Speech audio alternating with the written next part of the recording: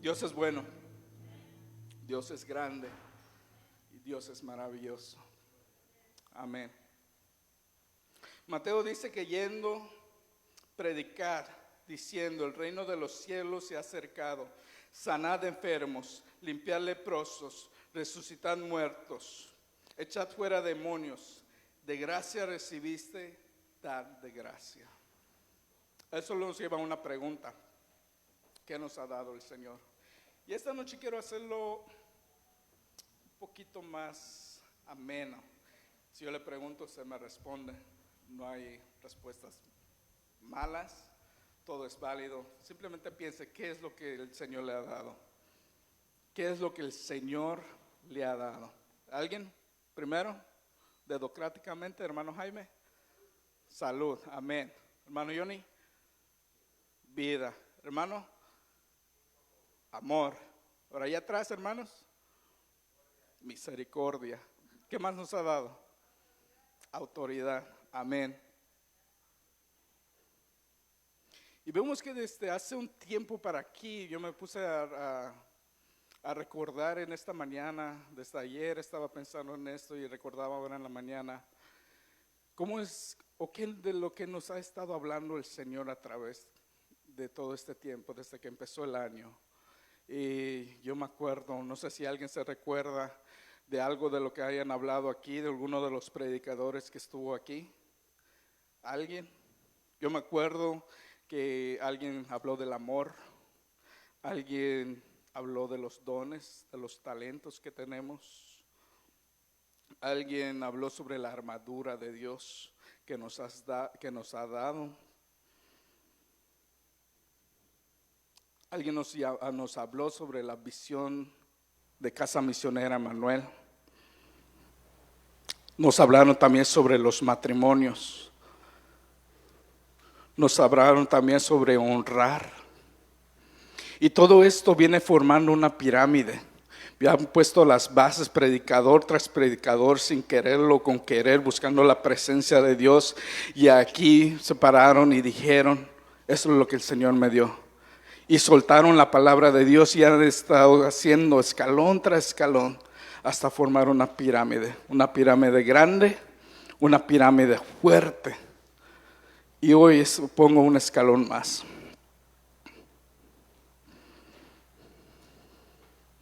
Si tienes su Biblia, acompáñeme a Lucas 5.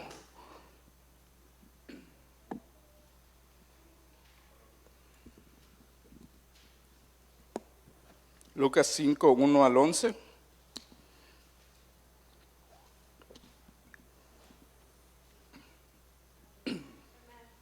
Amén. Dice: aconteció que estando Jesús junto al lago de Genezaret, el gentío se agolpaba sobre él para oír la palabra de Dios. Y vio dos barcas que estaban cerca de la orilla del lago, y los pescadores, habiendo descendido de ellas, lavaban sus redes. Y entrando en una de aquellas barcas, la cual era de Simón, le rogó que la apartase de tierra un poco, y sentándose enseñaba desde la barca a la multitud. Cuando terminó de hablar, dijo a Simón: boga mar adentro, echad vuestras redes para pescar. Respondiendo Simón le dijo: Maestro, toda la noche hemos estado pescando, hemos estado trabajando y nada hemos pescado, mas en tu palabra echaré la red. Y habiendo hecho, encerraron gran cantidad de peces y su red se rompía. Entonces hicieron señas a los compañeros que estaban en la otra barca para que viniesen y ayudarles. Y vinieron y llenaron ambas barcas de tal manera que se hundían. Viendo esto, Simón Pedro cayó de rodillas ante Jesús diciendo: apártate de mí, Señor, porque soy hombre pecador. Porque por la pesca que habían hecho, el temor se había apoderado de él y de todos los que estaban con él. Vamos a ver,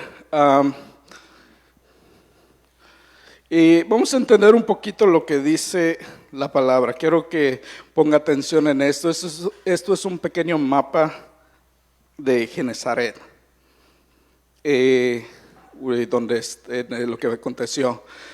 Disculpe que le dé la espalda, pero quiero tratar de explicar esto lo mejor que yo pueda.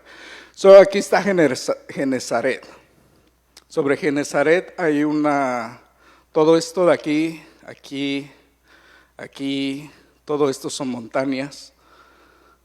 Aquí, esto se forma como una parte, como un tipo embudo, donde están rodeadas todo está rodeado de montañas.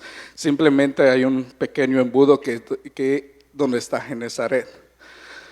Lo que provoca que el mar de Galilea, que es todo aquí, que es lo mismo que el lago de Genesaret, provoca que en este lugar hayan muchas tormentas por el aire que entra sobre esos cañones, sobre esas montañas.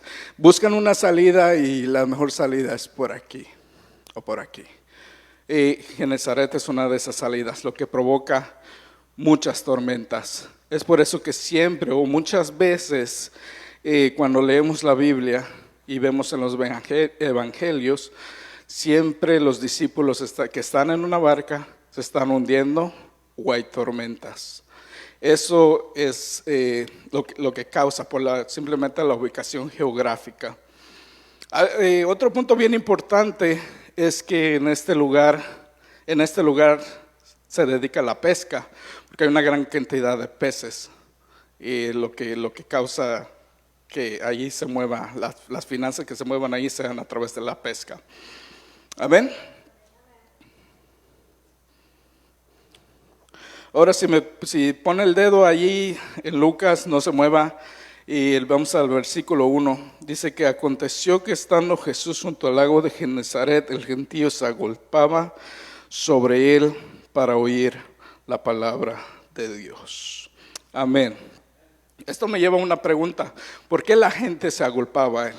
¿Por qué lo que Jesús predicaba era de impacto a esa generación? Porque acordémonos que el pueblo judío estaba gobernado por el pueblo romano en ese tiempo. La Biblia dice que si un romano, o libros de historia también lo dice, que si un romano iba cargando algo pesado y se encontraba con un judío, el judío estaba obligado a cargar lo que traía el soldado romano por una milla. Por eso es que el Señor siempre dice, ve con él una milla más. Entonces Dios se presenta, o Jesús se presenta con un mensaje de paz, con un mensaje de esperanza, con un mensaje de amor, con un mensaje diciendo, hey, son hijos de Dios, son libres, en Dios hay esperanza, en Dios hay amor, en Dios puede nacer aquí, en Dios puede nacer allá. Es por eso que la gente lo seguía a él, porque daba un mensaje de esperanza. Es lo mismo que nosotros tenemos que hacer. Amén. ¿Me están entendiendo hasta ahora? Amén. Entonces, dice que Jesús predicaba mensaje de esperanza, siempre mensaje de esperanza. Predicaba sobre amor, predicaba sobre que Dios tenía cuidado de nosotros cuando en ese tiempo nadie había que los cuidara. Acuérdense que los maestros de la ley simplemente los señalaban la ley, los culpaban, hacían que las cargas sobre el pueblo judío sea muy fuerte para poderlas sobrellevar. Entonces aparece ese Jesús, ese gran Jesús, y les dice, hey, Dios les ama. Un mensaje de esperanza. En Dios hay esperanza, en Dios hay salvación. Desde esos tiempos hasta los tiempos de ahora, la gente tiene que escuchar que hay salvación en Dios, que hay esperanza en Dios, que en Dios todo lo podemos. Y ese es el mensaje que les traigo en esta noche, que hablemos de lo que Dios ha puesto en nuestras bocas, que lo transmitamos en alguien más. Allá afuera hay mucha gente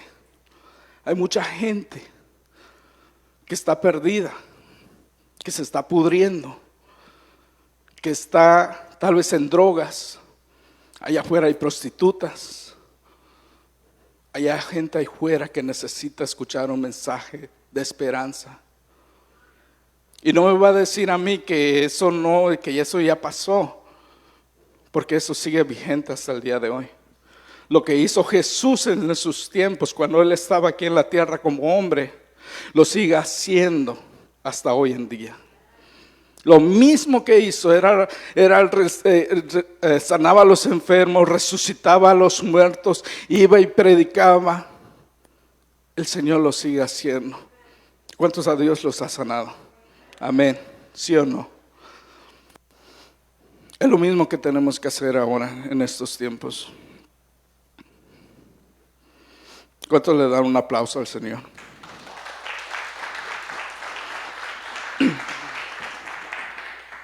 Se me tapó la voz. En estos tiempos, ciertos escritores, teólogos, dicen que la gente que seguían a Jesús eran 4,000, 5,000 personas.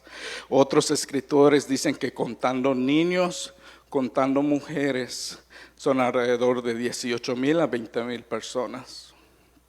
Porque acuérdense que en ese tiempo, es otro punto también, que en ese tiempo la mujer no era contada, ni los niños, simplemente eran los hombres que se contaban. Pero contando, teólogos dicen que contando mujeres y niños, llegan a ser entre 18,000 a 20,000 personas que seguían a Jesús para escuchar las buenas nuevas del Señor. Amén. Acompáñenme al versículo número 2.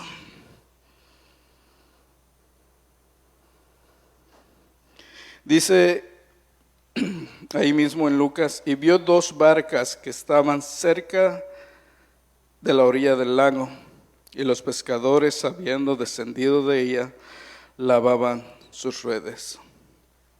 Vamos a entender un poquito lo que dice la Biblia. La Biblia dice que Jesús miró 2 barcas, pero siendo un pueblo pesquero, deberían de haber muchas más barcas.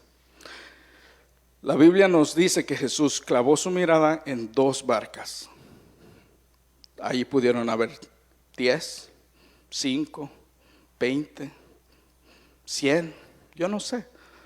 Pero Dios miró 2 barcas solamente.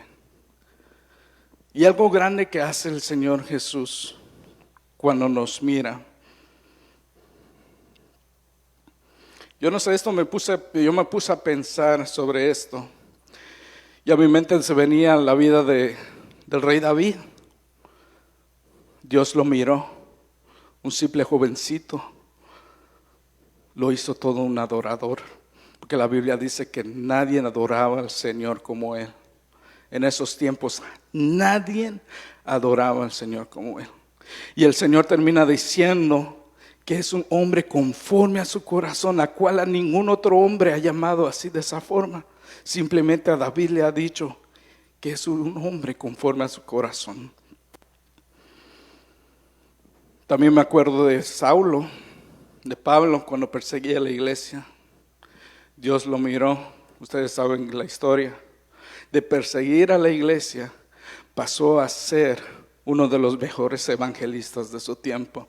Usado por Dios para grandes cosas, usado por el Señor Jesús para escribir libros de la Biblia. Y es lo que quiere hacer Jesús en este día, usarnos. Él ha puesto su mirada en Casa Misionera Emanuel. Él ha puesto su mirada en este lugar y Él quiere usarnos, Él quiere levantarnos, Él quiere usarnos, llevarnos a otro nivel. Simplemente tenemos que dejar y creer que el Señor obre en nuestras vidas. Simplemente tenemos que decirle: Señor, sí, aquí estoy. Yo quiero ir. Llévame a ese nivel más. Llévame un paso más adelante. Yo quiero ir. Aquí estoy. ¿Cuántos pueden levantar su mano y decirle: Señor, sí, aquí estoy? Mírame a mí. Mírame a mí, Señor.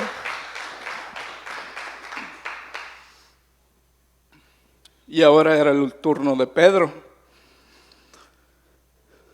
Dice que la barca era de Simón Pedro, un hombre que nos describe la Biblia, que sacaba el machete y le cortaba la oreja al que estuviera enfrente.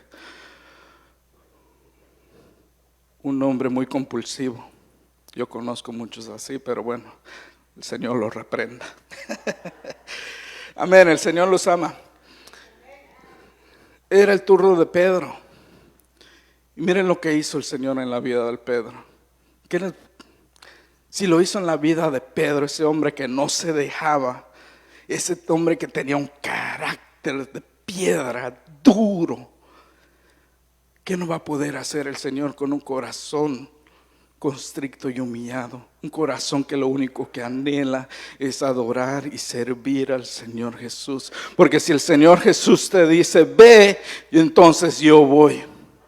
Y vemos lo que hizo en la vida de Pedro. Simplemente dice que en Hechos, dice que sacaban a los enfermos a las calles para que él al pasar simplemente su sombra, la sombra, ni siquiera él, la sombra de Pedro lo sanara.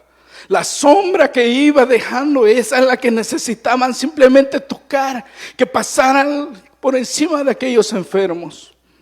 Ese es el Dios que hace milagros. Ese es el Dios en el cual yo creo. Ese es el Dios el cual le servimos, que puede hacer grandes cosas en nuestras vidas, que simplemente con nuestra sombra se van a sanar los enfermos. ¿Cuántos lo creen? Si lo cree, denle un aplauso al Señor, porque Él se lo merece. Déselo con todas sus fuerzas, con todas sus ganas, con todo lo que tiene.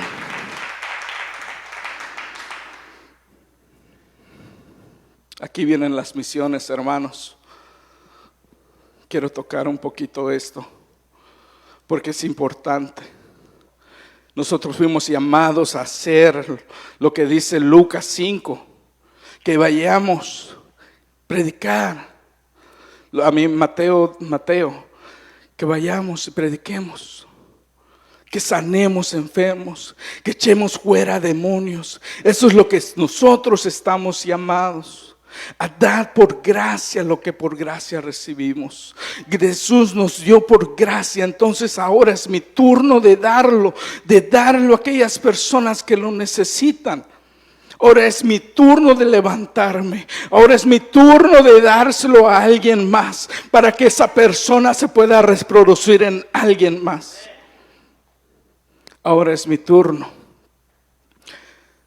Aquí vienen las misiones. Esas misiones van a ser de gran poder. Van a impactar vidas. Van a sanar enfermos.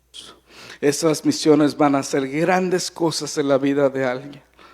Y yo no sé, tal vez usted está diciendo, no, el hermano no sabe lo que dice. Dice lo que digo. Dios va a hacer grandes cosas con esto.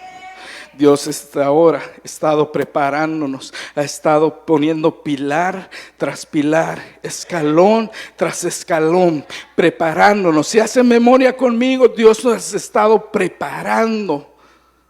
Porque Él sabe las necesidades que tenemos, pero también sabe lo que somos capaces de hacer en su nombre, con Él, porque con Él podemos. Si Él va delante de nosotros, si Él está con nosotros, ¿quién contra nosotros? Amén. Yo no sé qué nos detiene. La verdad, yo no sé qué nos detiene. ¿Qué nos detiene, hermanos? Tal vez sea un sentimiento.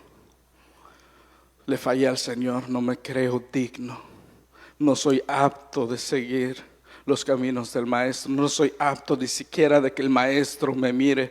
No puedo ser mirado porque me siento sucio, me siento indigno. Hice lo que a Dios no le agrada. Me aparté de Él. Hay una historia en la Biblia que a mí me gusta mucho, la del hijo pródigo.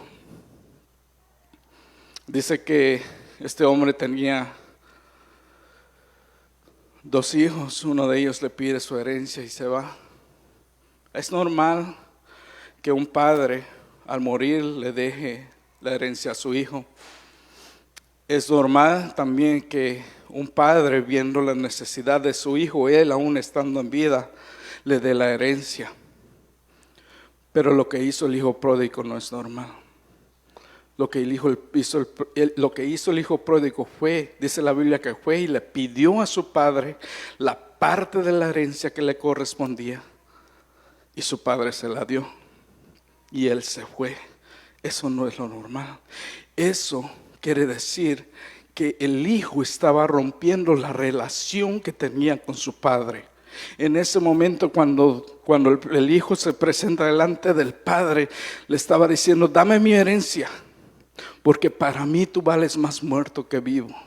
Yo no quiero más nada más. Ya, no quiero ser llamado tu hijo.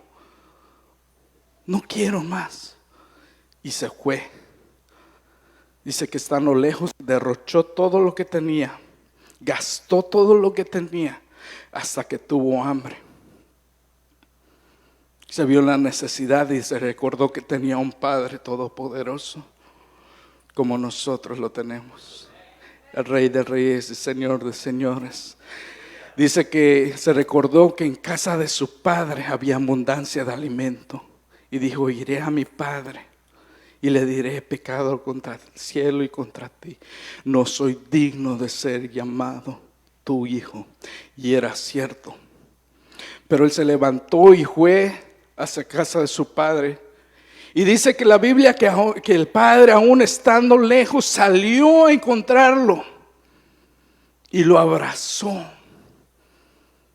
y lo limpió y lo llevó a casa, lo vistió, le dio ropa nueva.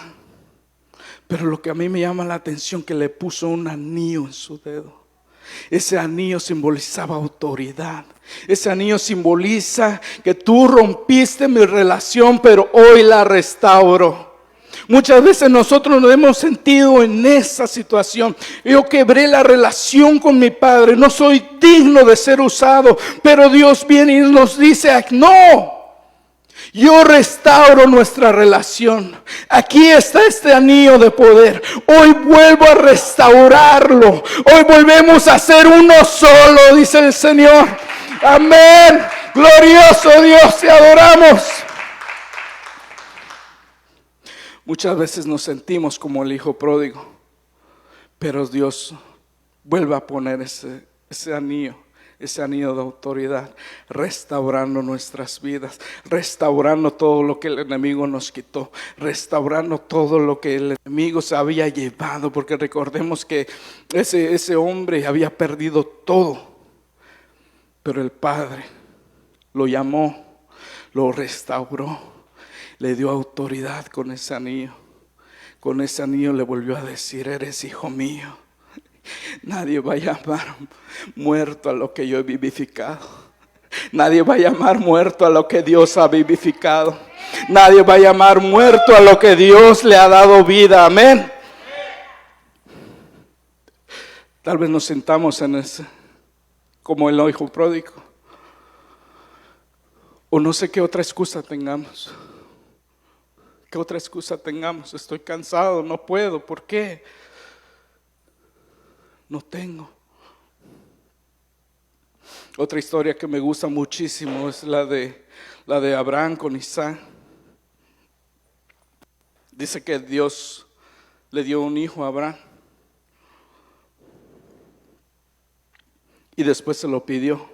Su único hijo, no tenía más descendencia. Después le pidió: dame a Isaac.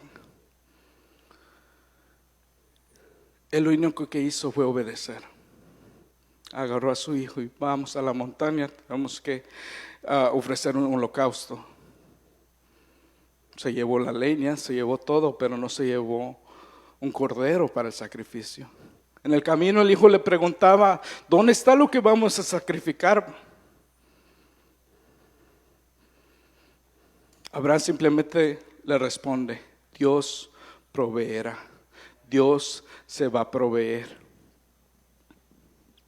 Llegaron a la montaña y dice que armaron todo, pusieron la leña como iba, y Abraham amarró o ató a su hijo Isaac, lo puso encima de la leña, y él, estando a punto de sacrificarlo, un ángel del Señor se le apareció y le dijo: detente, no lo hagas, porque yo conozco tu corazón. Yo conozco que si te pido algo, tú lo haces. Ese corazón debemos de tener nosotros, que cuando el Señor nos pide algo, nosotros lo hacemos. ¿Sabes por qué? Porque Dios va a proveer. Porque cuando tú decides ir por un lado de la montaña a dar tu sacrificio, lo que tú tienes, lo que Dios te ha pedido, por el otro lado va el Señor también con tu provisión. El Señor te va a proveer todas tus necesidades. El Señor te va a proveer todo lo que Él te ha dicho. Si el Señor te manda a otros lugares, ten fe, porque el Señor te va a proveer todo lo que te va a dar, te va a abrir puertas. Y dice la Biblia que de tal forma Abraham no sacrificó a su hijo, sino que cuando volteó había un cordero atorado en las ramas. Lo tomó y lo sacrificó. Ese es nuestro Dios, ese es nuestro Rey, ese es el Rey de reyes y Señor de señores a quien servimos. Aquel que se da la provisión para sus hijos cuando nosotros decidimos obedecerle.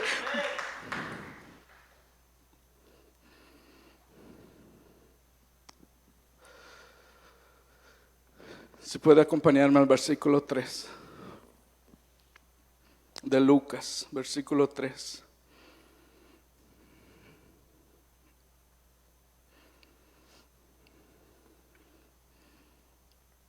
Dios hace grandes cosas. Dice, y entrando en una de aquellas barcas, la cual era de Simón, le rogó que la apartase de tierra un poco, y sentándose enseñaba desde la barca a la multitud. Eso es lo que quiere hacer el Señor con nosotros. Quiere subirse a nuestra barca. Porque si cuando el Señor nos mira, cambia nuestras vidas.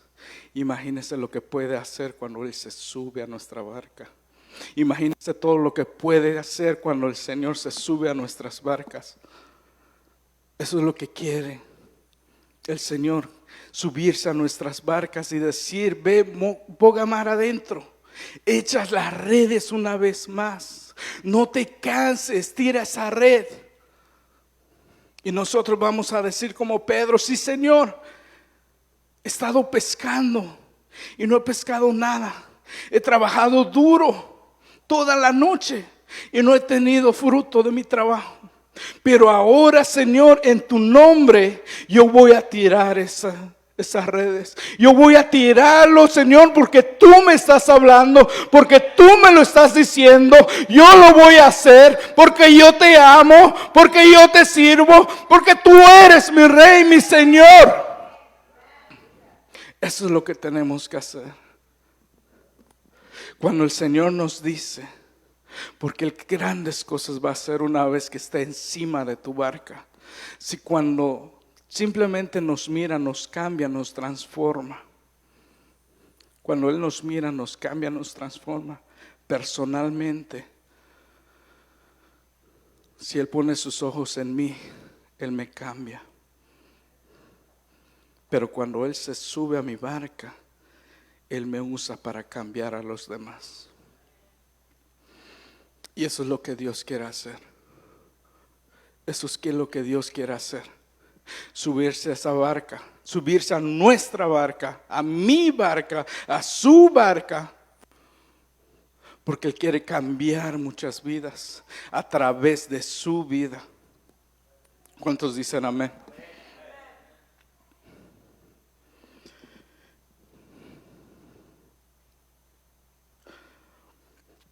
Muchas veces va a ser necesario llenarnos de Dios. Porque de la forma como Dios lo va a hacer es cuando nosotros nos metemos en intimidad con Dios. Es cuando nosotros estamos listos. Dios no se va a subir a una barca. El Señor Jesús no se va a subir a su barca a menos que usted esté listo. Para eso el Señor nos ha estado preparando, lo repito una vez más. Para eso el Señor nos ha estado preparando todo este tiempo. Para eso el Señor ha venido hablando esto y aquello y lo otro. porque el Señor quiere hacer grandes cosas y tenemos que estar preparados. ¿Cómo puede el Señor subirse a una barca si la barca no puede andar? Si la barca por debajo tiene un hoyo, si por donde se mantienen los peces tiene un hoyo, no puede entrar al mar. Y lo que quiere hacer el Dios que tenemos, es meter esas barcas al mar, porque allá afuera hay un lago de Genesaret que se está pudriendo. Allá afuera hay un lago de Genesaret que necesita barcas nuevas, barcas renovadas, barcas sanadas, barcas que prediquen que Dios todavía puede hacer algo, barcas que prediquen que Dios todavía puede hacer algo en sus vidas, barcas que prediquen que todavía hay esperanza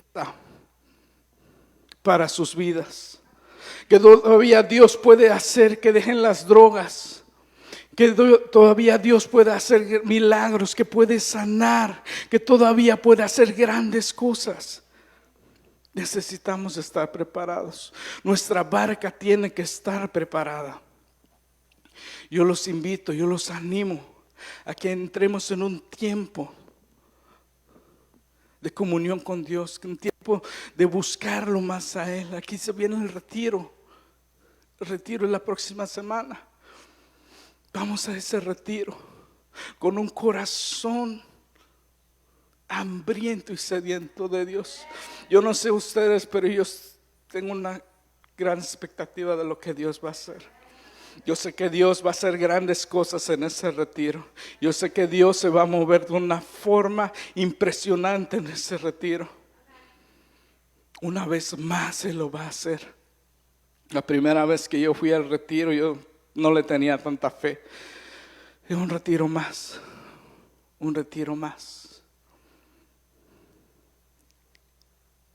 Y allí, estando allí, Dios habla, Dios toca, Dios sana, Dios llena cuando vas con un corazón dispuesto a recibir. Y hoy los animo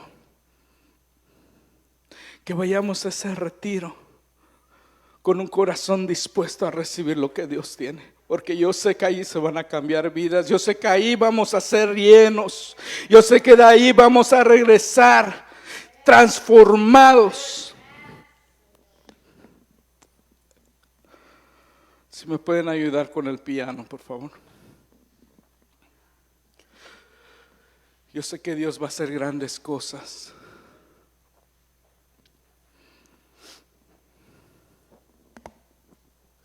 Con esto voy a terminar. Quiero compartirle un testimonio que yo escuché hace algún tiempo de un pastor evangelista, misionero. Dice que fue a predicar, lo invitaron a predicar a Centroamérica. ¿Cuántos saben dónde va a ser las próximas misiones? Centroamérica. Lo invitaron a predicar a Centroamérica. Dice que él llegó y predicó. Dice que iba bien trajeado, con corbata, con saco, como es costumbre. Y salió, después de predicar, salió al parque central. Y miró que sus zapatos estaban sucios. Y que había un bolero, alguien que limpia los zapatos, no sé, sí, un bolero. Y se sentó y el bolero empezó a limpiarle los zapatos, a lustrarle los zapatos. Mientras el hombre limpiaba sus zapatos, miró que una niña se venía, una niña de 6 años. Él dijo, igual que en México, me van a vender un chocolate, me van a vender un dulce, me van a vender un chicle. Dice que empezó a buscar monedas en sus bolsas. Cuando la niña se le acerca, le dice, Señor, ¿cuánto dinero me das si me voy al hotel de la esquina media hora? Ese hombre se quedó impactado. Le dijo: ¿qué? ¿Cuánto dinero me da si me voy con usted media hora al hotel de la esquina? Una niña de 6 años. Y este hombre se quedó callado, sin qué responderle a la niña. A lo cual el hombre que le estaba limpiando los zapatos voltea a verlo y le dices: dígame cuánto dinero trae. Si no le gusta a ella, le puedo traer una más chiquita. Pero mientras más pequeña, más cara. Ese es el mundo donde estamos viviendo en la actualidad. Ese es el mundo, ese es Genesaret, que se está perdiendo porque han decidido sacar a Dios. Han decidido hacer un lado a Dios. Le han dicho: ¿sabes qué? No te quiero, no te necesito, apártate. Ese es Genesaret. Ese es el lago que nos necesita. Tú tienes un Dios poderoso que te sana. Tú tienes un Dios poderoso que te provee. Tú tienes un Dios poderoso que hace grandes cosas en tu vida. Pero ellos necesitan saber que también hay un Dios para ellos. Que el mismo Dios que tú tienes, ellos lo pueden tener. El mismo Dios que tú sirves, ellos le pueden servir.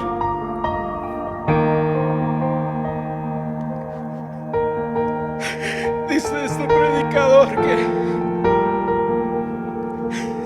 se quedó sin palabra. No pudo decir nada. Ni siquiera pudo orar por esa niña. Pero simplemente se agachó y le dio un abrazo. Se inclinó y la abrazó. Un abrazo sin maldad, sin deseo, sin malicia. Un abrazo lleno de amor. Un abrazo de Dios. Un abrazo de parte del Señor, de nuestro Padre Celestial. Dice que ni siquiera pudo orar.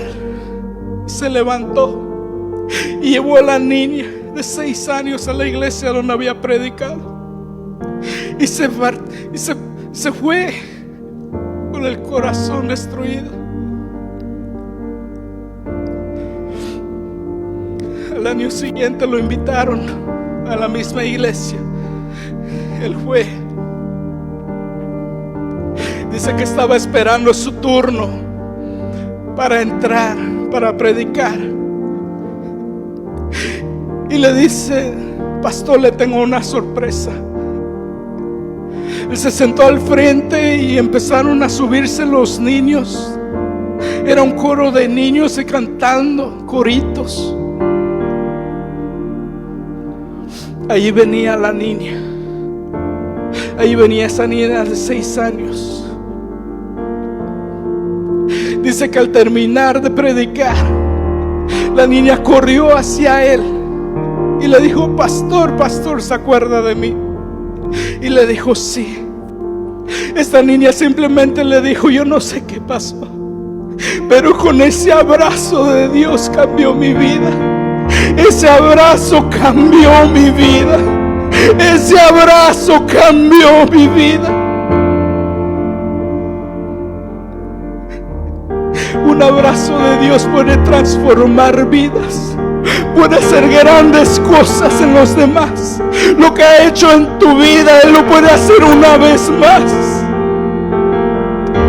Dice: yo no sé qué pasó, pero cuando Dios entró, cambió y transformó todo.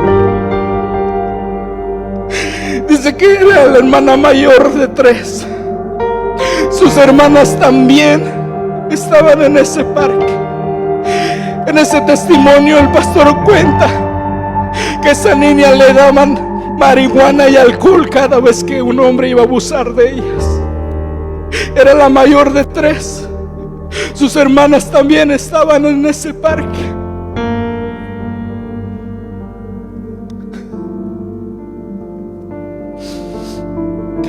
sé, pero yo sé que tengo un Dios que puede hacer grandes cosas. Dice esa niña que cambió desde que el pastor la abrazó, y es un abrazo lleno de amor, lleno de Dios. Cambió todo. El pastor termina con su testimonio contando que esa niña se había convertido a Cristo, que desde esa vez Cristo había entrado a su vida, y que a través de ella había llegado a sus hermanas, que a través de ella sus papás habían venido a los pies de Cristo. Por eso tenemos que prepararnos, porque yo no sé tú, pero yo todavía tengo un Dios que todavía puede hacer algo. Un Dios que todavía puede hacer algo. No me vengas a decir que es tarde. No me vengas a decir que Dios no puede hacer nada. Porque Dios puede hacer algo todavía en la vida de los que están allá. Dios puede hacer cosas grandes todavía. Dios puede hacer grandes cosas. Póngase de pie. Dios puede hacer grandes cosas. Dios no se ha cansado de hacerlo, ni se va a cansar de hacerlo.